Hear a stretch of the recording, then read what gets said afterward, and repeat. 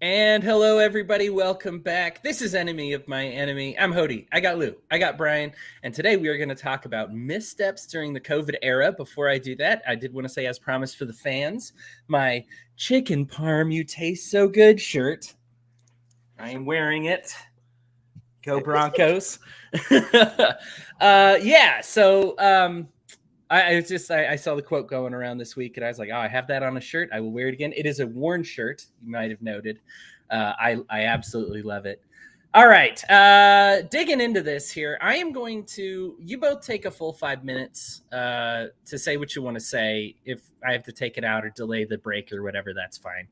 I'm going to take my whole time to just read this article from Newsweek that was published this week. It's entitled, "It's Time for the Scientific Community to Admit We Were Wrong About COVID and It Cost Lives." This is, of course, an opinion piece from a seventh-year med student. I want that to be known here. This is an opinion, although I will link the article. In fact, I will do that right now in the comments if you are curious, because I believe it is definitely worth reading. He also, for any sources, like any quotes or any any claim he makes where you say, "Oh, is that really right?" He actually links a study to it, or even 2 or 3 studies to it. So definitely worth clicking on this link if there's a fact in this that you want to kind of go further into. That said, I'm just going to read this. As a medical student and researcher, I staunchly supported the efforts of public health authorities when it came to COVID-19. I believe the authorities responded to the greatest public health crisis of our lives with compassion, diligence, and scientific expertise. I was with them when they called for lockdowns, vaccines, and boosters. I was wrong. We in the scientific community were wrong, and it cost lives. I can see now that the scientific community, from the CDC to the WHO to the FDA and their representatives, repeatedly overstated the evidence and misled the public about its own views and policies, including on natural versus artificial immunity, school closures and disease transmission, aerosol spread, mask mandates, and vaccine effectiveness and safety, especially among the young. All of these were scientific mistakes at the time, not in hindsight. Amazingly, some of these obfuscations continue to the present day. But perhaps more important than any individual error was how inherently flawed the overall approach of the scientific community was and continues to be. It was flawed in a way that undermined its efficacy and resulted in thousands, if not millions, of preventable deaths. What we did not properly appreciate is that preferences determine how scientific expertise is used, and that our preferences might be, indeed our preferences were, very different from many of the people that we serve. We created policy based on our preferences, then justified it using data, and we portrayed those opposing our efforts as misguided, ignorant, selfish, and evil. We made science a team sport, and in so doing, we made it no longer science. It became us versus them, and they responded the only way anyone might expect them to, by resisting.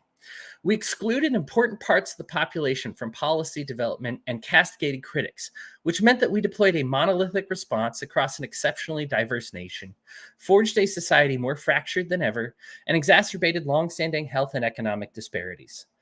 Our emotional response and ingrained partnership prevented us from seeing the full impact of our actions on the people we were supposed to serve. We systemically minimized the downsides of the interventions we imposed. We imposed without the input, consent, and recognition of those forced to live with them.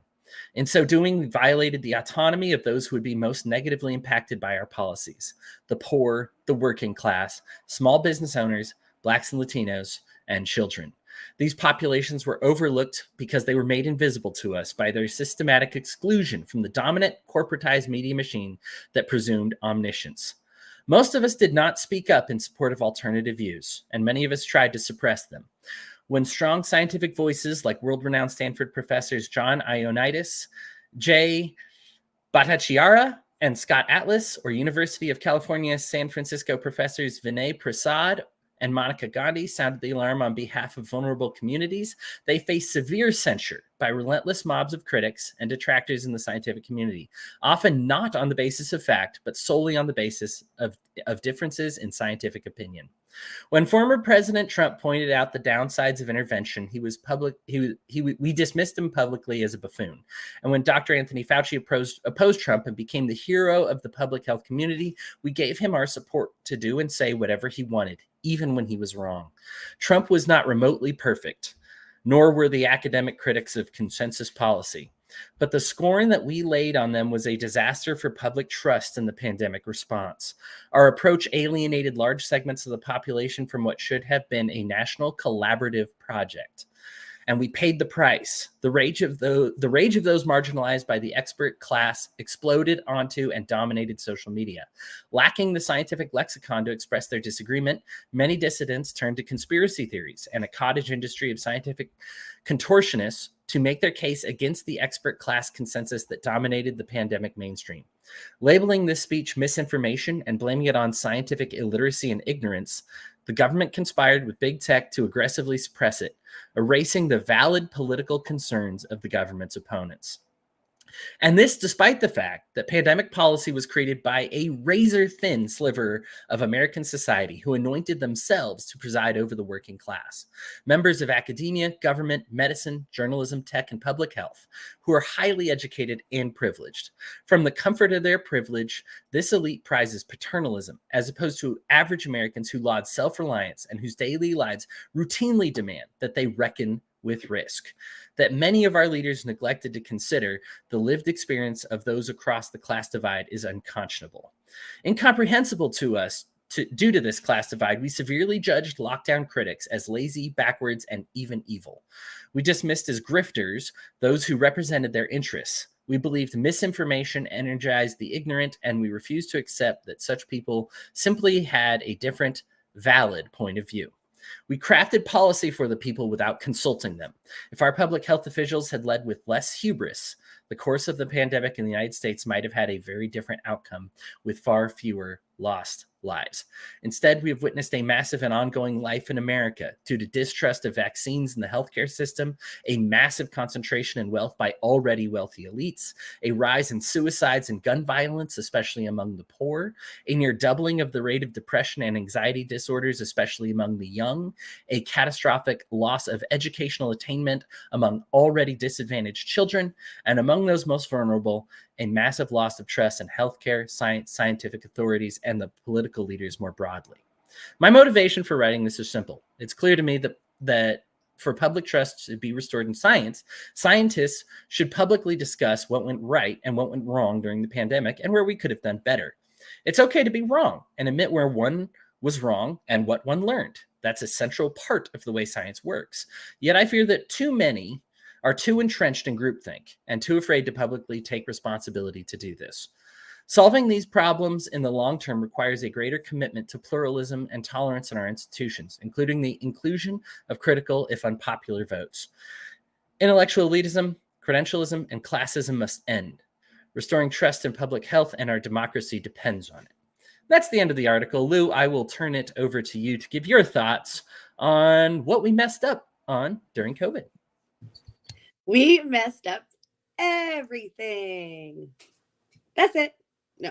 All right. Simple. I think the reason anyone and everyone that was affected in one way or another, whether that was their health or financially, their education, what have you, every aspect of everybody's lives was impacted pretty negatively.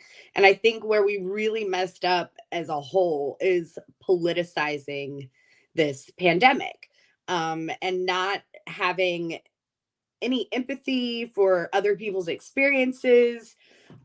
And just, I hate to kind of make this comparison, but I look back at 9/11 and I think about when, that happened, there was this sort of sense of community and everybody came together, and of course there were parts of it that were politicized, but overall the people seemed to be coming together.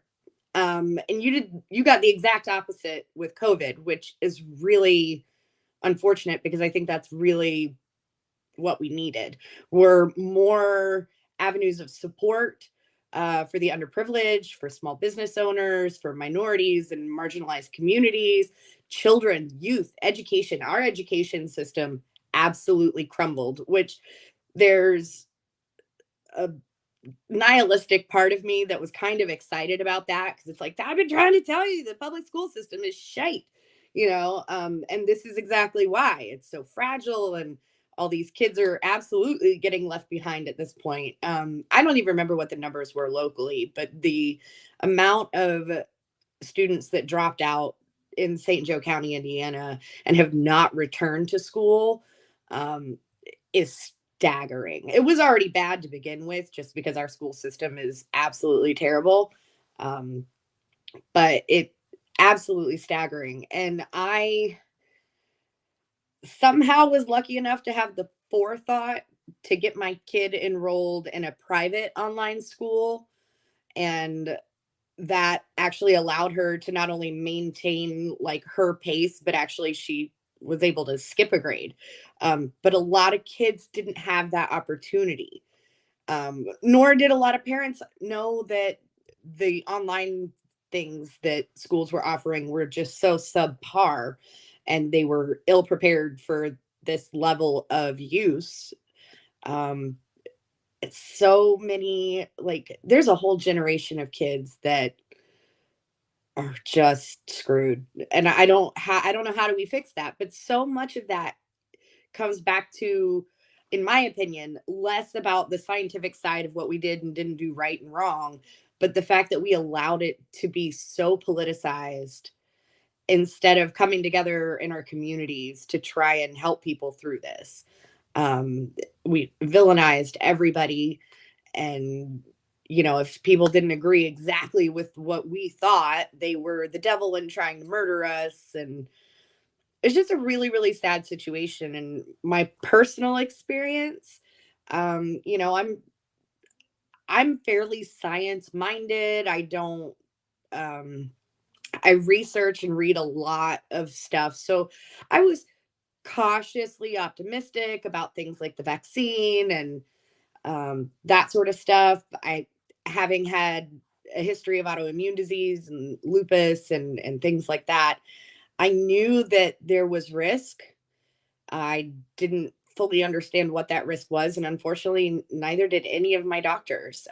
It was recommended to me, and the vast majority of the reason I have been down and out for about a year now is because of that.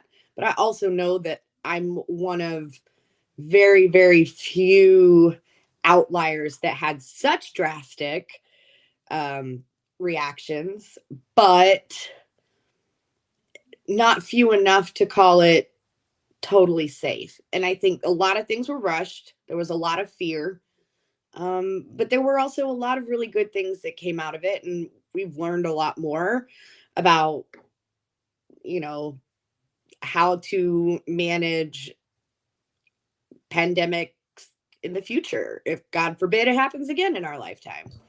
Um, but I'm happy at this point to see that we are rapidly, like, I think if we get through fall this year, we are looking at endemic levels. Like, hospitals are now looking at 0 to 4 cases a day, and they're significantly milder, just as, scientific models always kind of predict the way that viruses evolve, is they become easier spread, but less deadly, less intense, because viruses, just like a parasite, their intention isn't to kill their host. They want the host to live longer, right?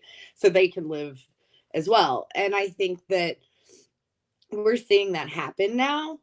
There were a lot of mistakes made in every aspect of life, personally, politically, education, jobs. God, our small business took a massive hit. And we are extremely lucky that we still have doors open. But it was not, it was close. It was very close to us being homeless and losing our business. Yeah. Brian, some of your thoughts on missteps during COVID. Missteps. Everything went perfect, right? We were supposed to destroy the economy. We were supposed to destroy education. We were supposed to get everyone to mistrust the government and build more partisan politics. So yeah, that was your plan, this worked out great. The two things about that article, Hodey, which were absolutely, and I still think people, the author maybe still has a little bit to work on there.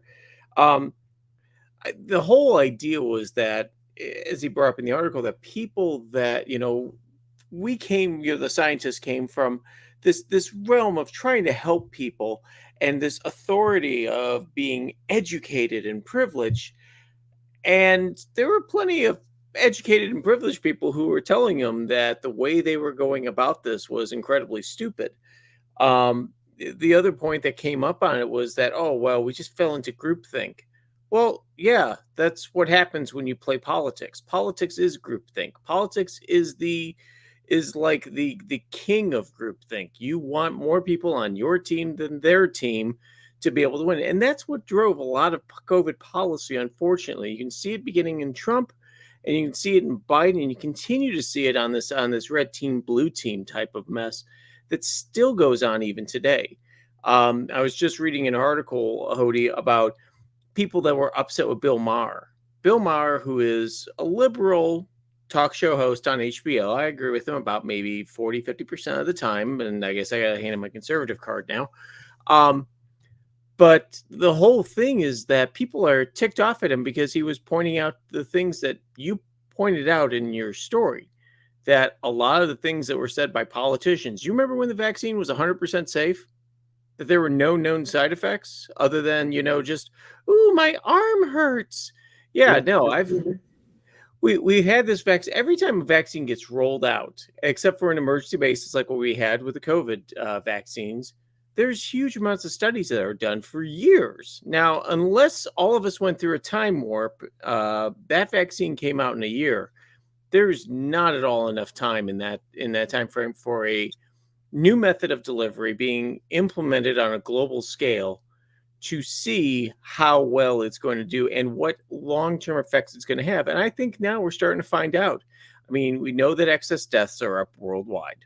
It isn't just a US thing. Oh, you guys are too fat and that's why you're dying. No, people are dying because of suicide. People are dying because of drug overdoses. People are dying because of heart issues. People are dying because of undiagnosed cancer.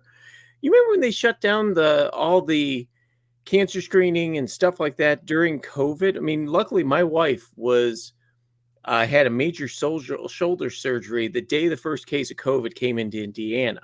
Now, after about a week later, that's when they shut all the shit down. And all these people that are now dying 3 years later from cancer that probably could have been diagnosed a year earlier, and maybe they would have a better chance of surviving. Maybe their heart issues could have been addressed. It's the hubris from a lot of people still that really bothers me. Now here's the flip side of it.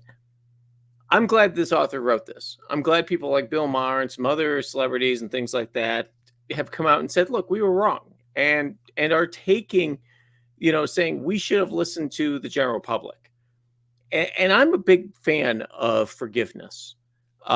If someone has learned from a mistake and that they've genuinely learned and not just giving you lip service, politicians are pretty much, they're not going to tell you what you want to hear. I'm a big fan of people asking for forgiveness and trying to learn where they can do better. And that goes across everything, not just COVID. But when you sit here and look at these people who are going, well, we didn't do anything wrong. We just didn't communicate it well enough.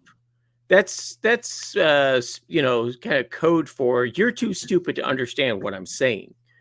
So it's unfortunate that we're sitting here now almost 3 years later after the first cases were coming in, realizing that a lot of things people were saying that made sense. Yeah, masks help a little. Staying away from people, generally it helps. Sending people home to work, that kind of helps too. Sending kids home, that really wasn't that great when you look at what the impacts were on all of the schools and the kids and the psychological issues. Now, fortunately for us, it was actually the best thing that happened to my son when he was sent home from school, because he had two parents here that could help him with his homework and got him to graduate. Excess follow the rise of the COVID virus. I can safely say this. My family has had interesting tie-in blood work wise with the receipt of a booster shot being tied into some really bad issues with my wife's endocrine system. So It's hard to prove that. It's hard to sit there and say, aha, there it is. But, you kind of say, yeah, that's suspicious. And these are the things that probably should be tracked better. And they are getting tracked, and they will be tracked, and we'll get the results in about another 70 or 8 years. Cool. We are going to take a brief break, and then we're going to be back for just a couple minutes of conversation as we kind of talk amongst each other about the past, what happens in the future. Hang on 1 second. We will be right back.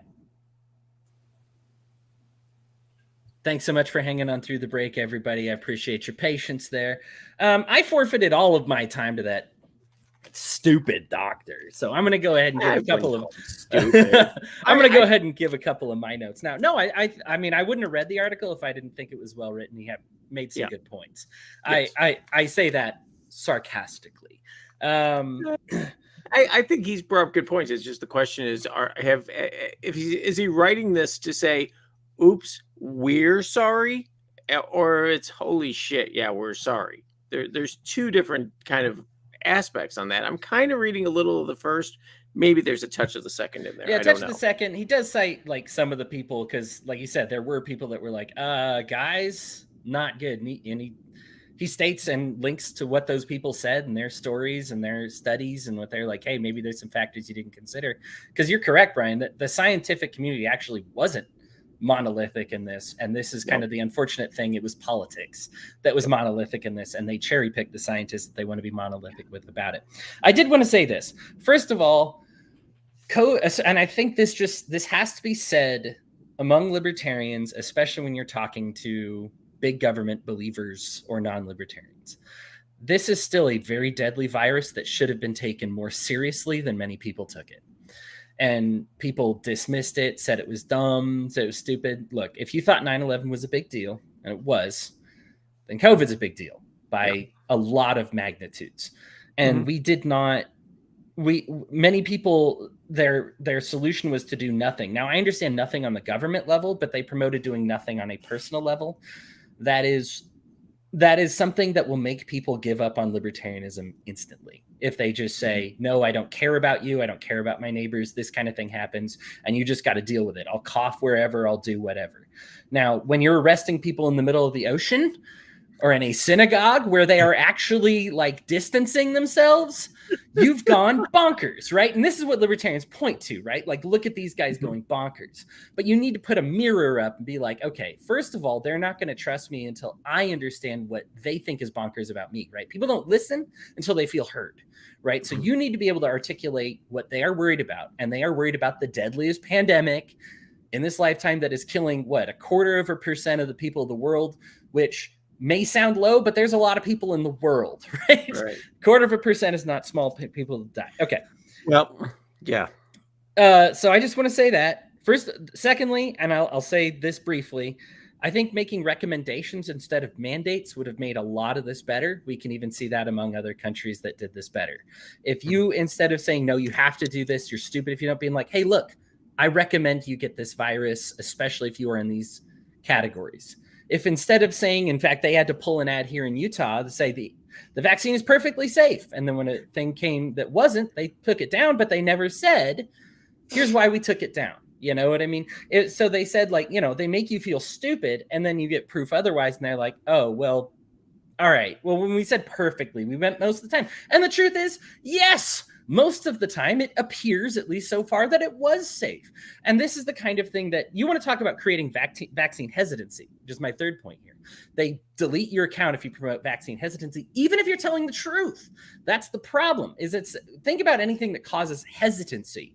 Oh, if you eat too many fatty foods, you're going to get sick. Are you promoting meat hesitancy? It's like, well, all bonfires. Let's go. Meat hesitancy. They're dead. They're dead. All of them dead. Nuke them. Yeah, a lot of the hesitancy is just like, okay, we shouldn't have banned people based on being hesitant. And I will make this my last point. I don't even need a closing word here because I'm aware I'm kind of going long. But a lot of when you look at our mistakes happened not during the pandemic, but before. We set the placemat. Something happened, and what got served was really bad. And so when you look up, in fact, even right now, if you Google like the CDC's missteps, most of them happened before the pandemic started. They said we were too slow. We didn't have the systems in place to analyze something quickly.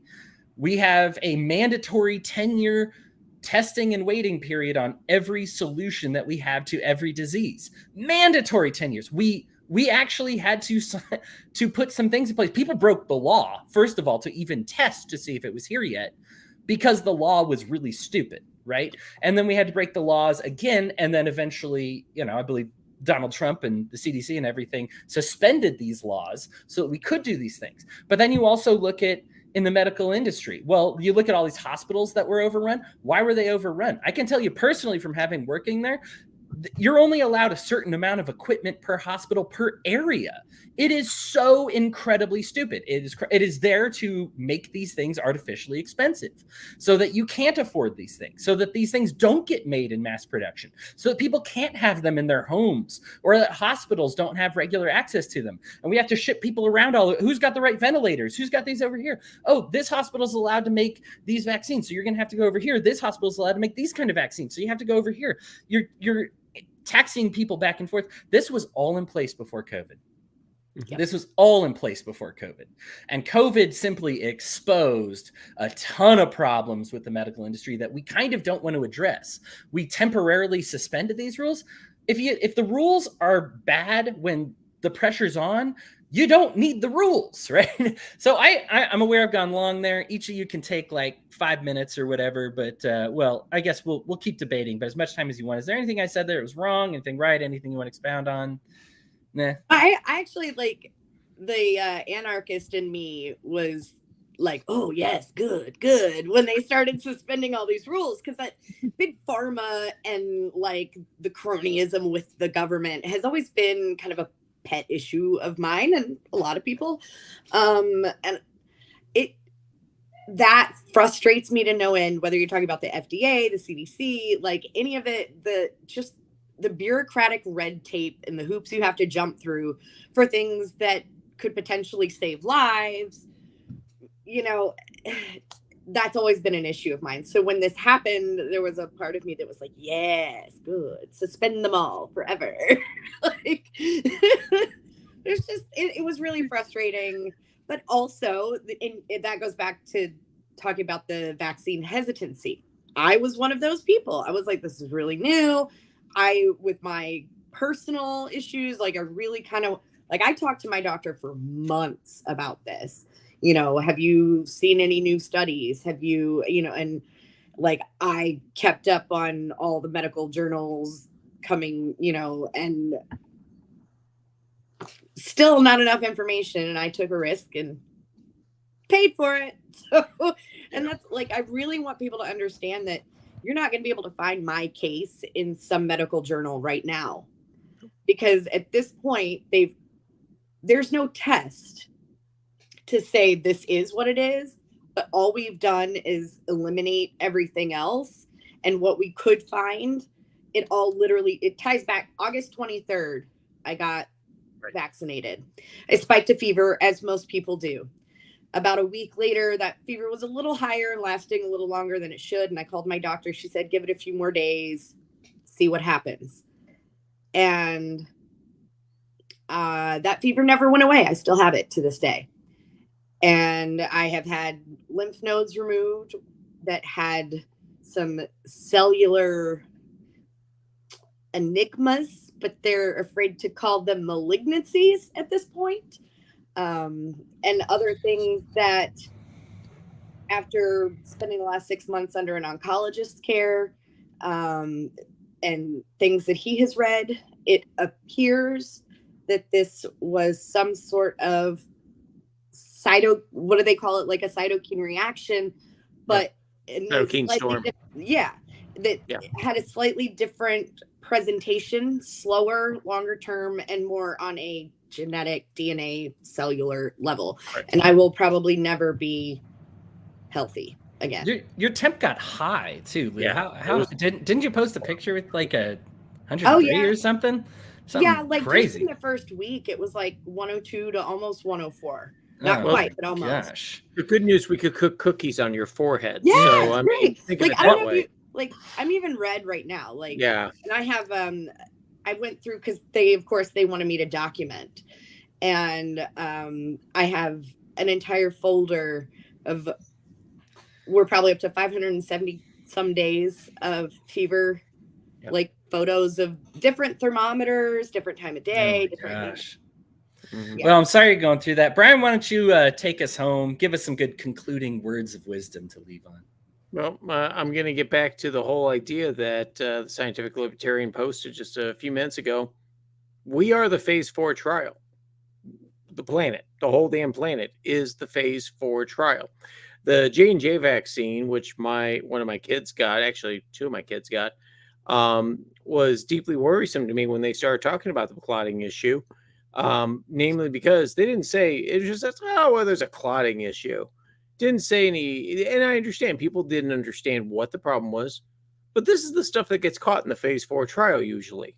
So the giant thing that should have been done, which of course government screwed up, they did the exact opposite of what the smart thing was, which is to go out and say, hey, look, these are experimental vaccines.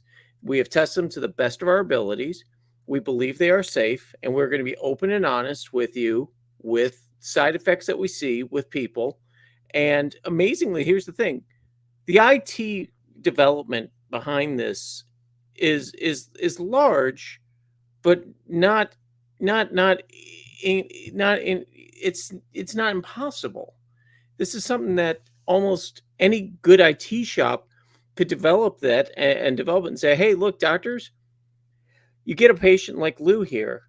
I want you to put in what they've been diagnosed with. There's all the codes that you can put in with it, and put in the side effects that they've experienced. And let's just start checking there and just start going through anonymized, you don't have to put in the patient's name or anything like that, but let's just start tracking and put that information out publicly for public review by medical professionals, by statisticians and things like that. It's being done. There is some of this being done, but it's on the down low, and it's not being publicly reviewed until, we do a study and this and that. But who ends up publishing a lot of those studies? Well, the big journals that are embedded to pharma. So again, we are the phase 4 trial. All the little weird things that are supposed to show up at the phase 4 trial, Lou, I'm sorry, you're one of them.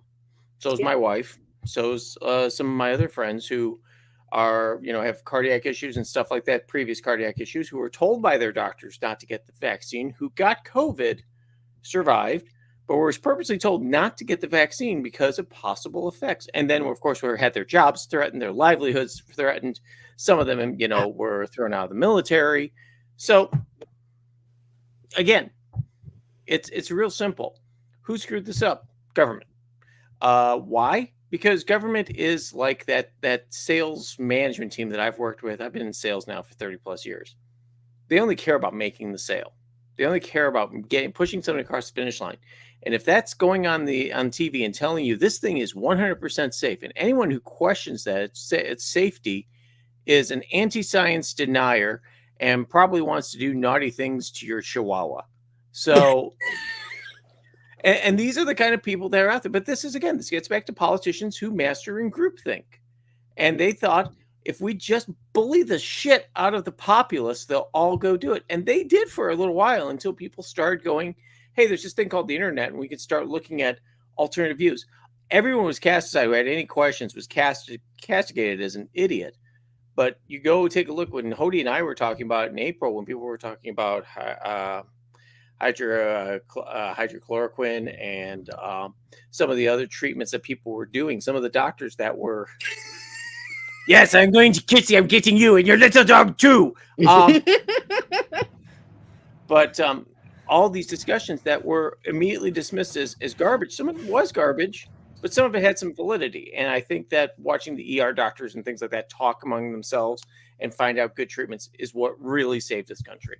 And I'll shut up now because I know we're over time. It's okay. No worries. It's fine. It's funny. It's fine. If you look in hindsight, I think if you were told which set of people would be the trust the big corporations, pro-vaxxers versus I don't trust any of the science anti-vaxxers, you would not have guessed which side the Republicans and the Democrats landed on beforehand.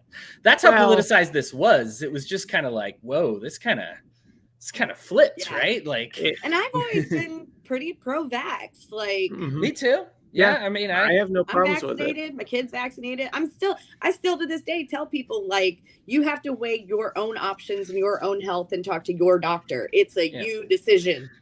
Because, like, I took my time and I still made a mistake, but that was me. Yeah, there And I you had go, risk using factors. logic, reasoning, common sense. Right. Like, think- just because I had a bad experience doesn't mean it's a bad experience for everyone. Right. And I'm sure that vaccine absolutely saved a lot of people. Like, I don't doubt that a bit. Right. But But it's hurting people too, and we have to Right. stop ignoring that. Right. And that, go ahead, Brian. I was going to say, the thing is, this COVID of 2020 is not COVID of 2023. Yeah. I mean, Correct. it really isn't. So, Yeah. and which is what was said at the beginning. Remember when they were telling us, oh, it's going to get worse. The vaccine only gets worse. And we go, and the entire development of human history, what happens is it's really bad, and then it gets more contagious and less deadly. Because if it gets really bad and really deadly, then it's like Ebola, and it just goes, and everybody's dead in time. So Right. And then it can't even spread. Right. I think one of the tough things about this to me is ultimately we have to trust scientists. Now, I know that sounds controversial, but the thing is, we're not all scientists, right?